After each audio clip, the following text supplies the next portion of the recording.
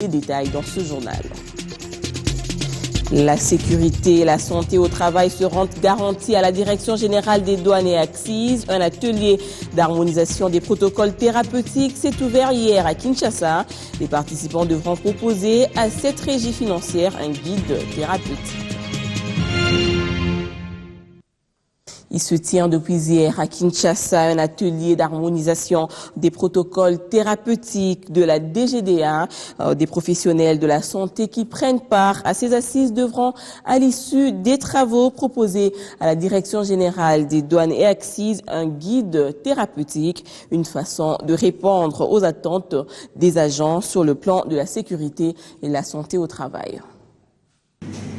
Une méthode bien trouvée par la Direction générale de douane et assises pour renflouer davantage sa caisse. L'entreprise s'engage à garantir une meilleure santé à son personnel. Un moyen de se doter des outils d'accompagnement pour aboutir à des résultats escomptés. Et pour arriver à ce fin, la régie financière a initié la tenue d'un atelier d'harmonisation des protocoles thérapeutiques. Objectif de ces assises autour de professionnels de santé dotés à la DGDA d'un guide pratique de thérapie. Pour la haute direction de la DGDA, l'homme reste le facteur de production le plus important. Outre les efforts conjugués pour le renforcement des capacités, l'amélioration de la rémunération, la gestion de la carrière, nous avons besoin d'un personnel en bonne santé pour optimiser la mobilisation des recettes. Ces outils permettront à l'entreprise non seulement de maximiser ses revenus, mais aussi de répondre aux attentes des employés en matière de sécurité liée à la santé au travail. J'invite donc chacun de vous à participer activement aux travaux et estime pour ma part qu'à l'issue de ces travaux, un guide thérapeutique modèle DGDA sera élaboré et tiendra compte de la politique du pays à la matière pour une meilleure prise en charge et qu'un comité thérapeutique national de la DGDA sera constitué pour assurer le suivi et évaluation semestrielle de vos recommandations et orientations. Ce modèle de guide thérapeutique est donc élaboré à l'intention de tous les centres hospitaliers et servira désormais à développer en bonne et due forme la politique sanitaire de cette entreprise. Une démarche qui devra sans doute emboîter toute institution de l'État qui se veut émergente. D'une direction à une autre, la Direction générale des migrations a mis la main hier sur un citoyen britannique qui tenait à se rendre à Lubumbashi muni d'une carte d'électeur congolais. C'est pour usurpation de nationalité et pour usage de faux qu'il a été interpellé.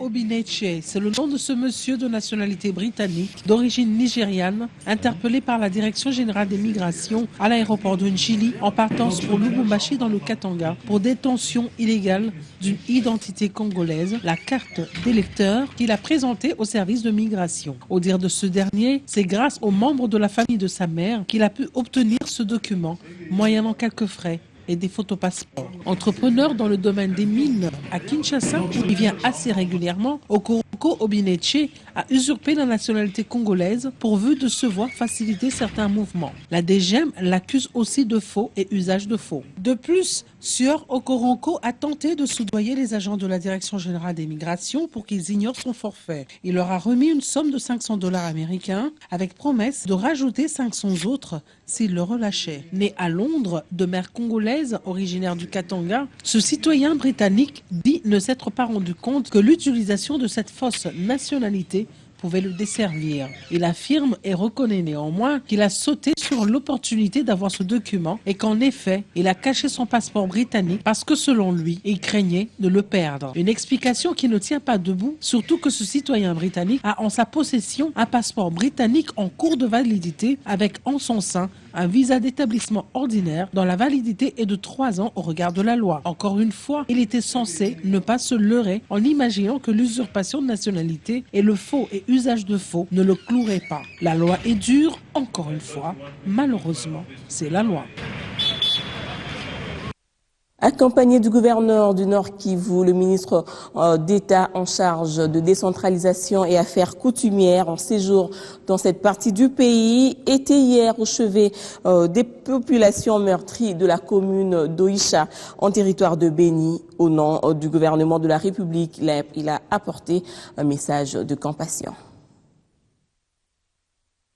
À peine arrivé dans cette commune rurale qui a déjà enregistré plusieurs morts et enlèvements attribués au présumé rebelle ougandais ADF, le ministre Salomon Banamouéré a tenu une réunion avec les membres du comité territorial de sécurité avant de recevoir les membres de la société civile. Au sortir de ces échanges, Salomon Banamouéré, ministre d'État en charge de la décentralisation, a cru à la fin de l'insécurité dans cette zone.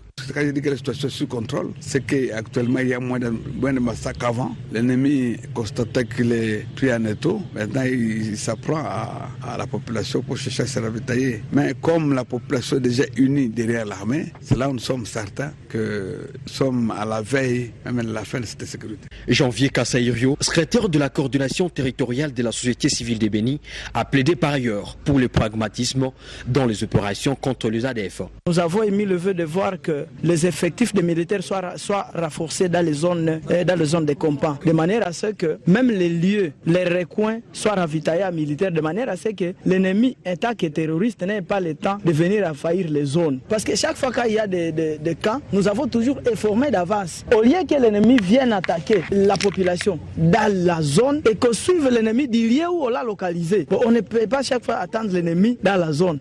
Et c'est le bureau du territoire de Béni qui a servi de cadre pour ces activités. Erika Soumouissi, Béni, Biwa. Restons au Nord Kivu, la ville de Goma a abrité hier les travaux de l'atelier de lancement du projet d'amélioration de la sécurité de l'aéroport, rencontre organisée par la cellule d'exécution du projet CPTEM en collaboration avec la Régie des voies aériennes et qui a été présidée par le représentant du ministre national des Transports et Voies de communication.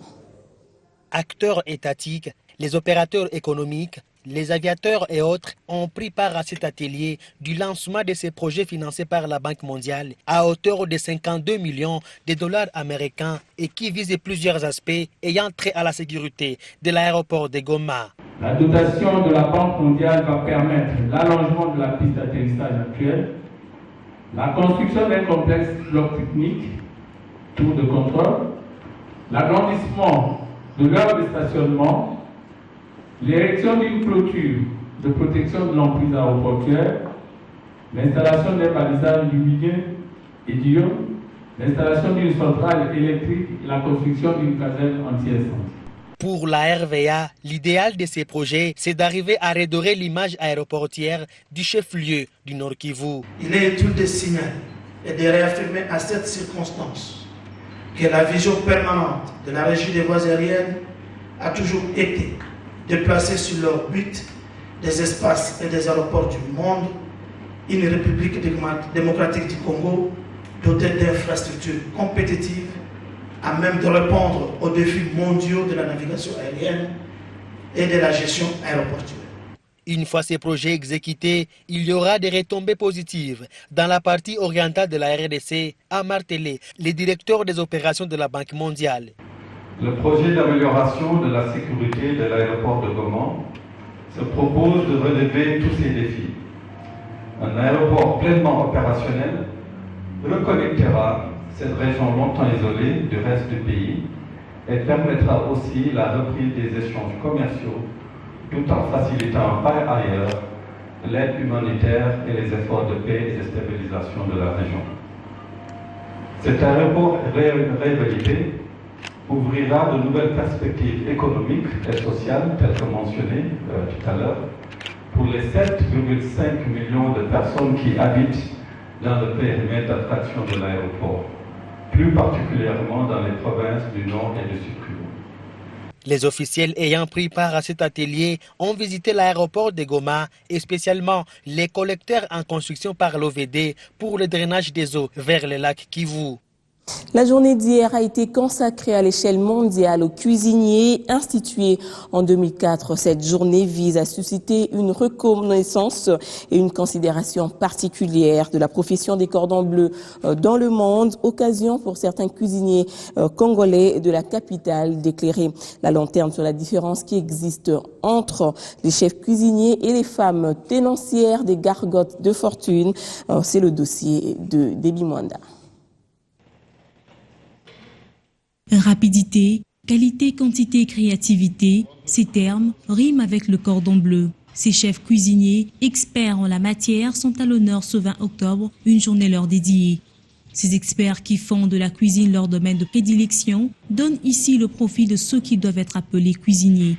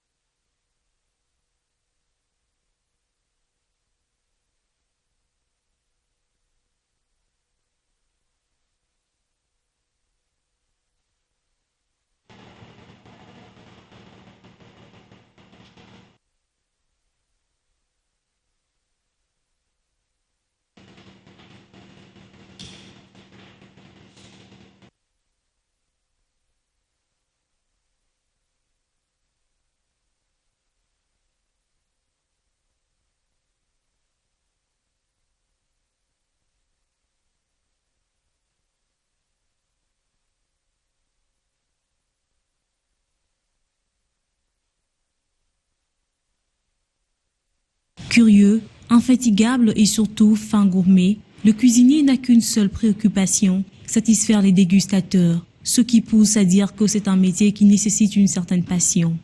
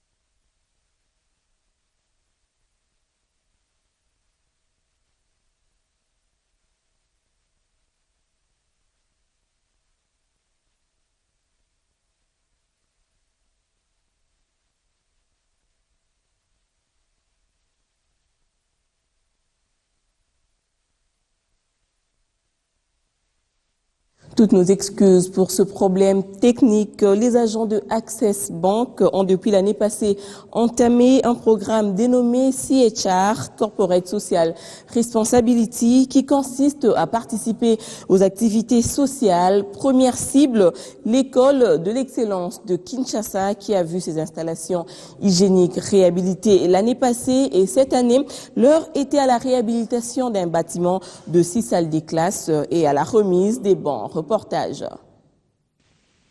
École de l'excellence, cet établissement scolaire situé sur l'avenue Kassavubu, à quelques encablures de l'arrêt Bakayaou dans la commune de Bandalungwa, a vu ses salles de classe réhabilitées et équipées en bancs grâce aux contributions du personnel de Access Bank. Le préfet de cette jeune école, qui est à sa 6e année d'existence, estime que beaucoup reste encore à faire. Ils viennent de réhabiliter un grand bâtiment de 6 locaux. Ils ont mis de la peinture, ils ont mis des pavements, et je vous dis, et plus fort encore, nous ont donné 100 bancs confortables et solides, et je pense que ces bancs peuvent encore nous servir pour plusieurs années. Voilà pourquoi nous disons grand merci à ces personnels. Ils ont résolument eux-mêmes choisi de nous appuyer. Je disais, le personnel ne puisse pas se fatiguer et qu'ils puissent penser encore à nous. Il y a beaucoup à faire, qu'ils puissent encore nous accompagner dans beaucoup de choses que nous pouvons faire ensemble avec eux pour la jeunesse congolaise mise à notre disposition. Ce don des bons ne pouvait que réjouir les bénéficiaires qui promettent d'en faire bon usage. Nous sommes vraiment contentes et joyeux d'avoir le personnel de la CES venir nous aider. On utilisait avec les bons, mais il n'y avait pas vraiment assez de bons. Maintenant, là, ça va. On est maintenant 2 personnes sur un même bon. Nous garantissons d'utiliser le bon vraiment comme il faut et dans des normes qu'ils nous ont données. Et je crois qu'ils ne seront pas déçus de nous avoir fait ces beaux cadeaux. Cette action s'inscrit dans le cadre du projet Corporate Social Responsibility, un programme initié par les agents de Access Bank. Ce projet, qui s'étend sur une période de 3 ans pour cette école, compte aller plus loin dans les actions sociales. Voyons ce que les commentateurs des journaux ont écrit. À travers les lignes, le Phare révèle qu'après les feuilletons Malou Malou Ngoy Mulunda, Séni, carton rouge au ministre de Dieu, le quotidien estime que pour nombre de Congolais et Congolaises, les ministres de Dieu ont largement montré leurs limites dans la gestion des processus électoraux. Par conséquent, il est souhaité que le futur président du bureau de la CENI sorte d'un autre chapeau de la société civile. Parlant du budget, le livre débat écrit la reddition des comptes risque d'accoucher d'une souris. Les observateurs constatent que l'examen de la loi portant reddition concoctée par le gouvernement se fait dans la confusion totale. Plusieurs anomalies ont été relevées dans la procédure de transmission du dit document, car au lieu du budget 2012, c'est plutôt le budget 2014 qui a été déposé en premier sans aucune explication. Autre chose à présent, 9 projets sur 10 ont été financés par la conférence des ministres de la jeunesse, sport et loisirs de la francophonie au profit des jeunes entrepreneurs de la RDC. Denis Kambay, président en exercice du Conféges, a remis un chèque symbolique pour la réalisation de ces projets. C'était à l'hôtel Léon dans la commune de la Gombe. Suivez. C'est une réponse favorable de la conférence ministre de la Jeunesse, Sport et Loisirs de la Francophonie aux attentes de jeunes entrepreneurs de la République démocratique du Congo. La COFEGES accepte de financer les projets proposés depuis le mois de juin dernier à Kinshasa lors des assises de son congrès. C'est demain des Denis Kambay qu'un chèque a été remis aux jeunes entrepreneurs de la République démocratique du Congo. J'apprécie avec juste valeur la décision du comité de sélection et d'orientation des projets de jeunes qui fonctionnent sous votre coordination, à l'issue de laquelle, sur 10 projets proposés de la République démocratique du Congo, 9 projets ont été retenus pour leur financement par la Conféges pour l'exercice 2015. Naturellement, les jeunes entrepreneurs congolais ont manifesté leur gratitude. Je crois que notre gouvernement est dans des organisations qui promouvoient la gestion des jeunes. Nous pensons exactement que ce sont ce genre d'initiatives qui doivent continuer à œuvrer. Nous sentons que le ministre que nous avons aujourd'hui est un ministre sportif, un ministre qui veut attirer la jeunesse à cet entrepreneuriat. Il a très bien dit dans son discours qu'il faut mobiliser tous les acteurs politiques, les acteurs de l'entrepreneuriat pour pouvoir aider justement cette jeunesse à avoir un meilleur.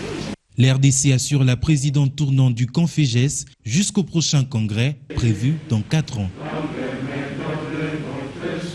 Nous vous le disions en titre, 6e journée à la Ligue nationale de football. V-Club SA affronte le Racing Club de Kinshasa cet après-midi au stade Père Raphaël de la Kétule. Une autre rencontre opposera le Shark 11 FC à MK. À Lubumbashi, Mazembe reçoit Sangabalende sur le site centre-sud. Voilà, c'est sur cette note de sport que nous mettons un terme à cette édition du journal. Merci de l'avoir suivi. Restez branchés sur BioOne Télévision.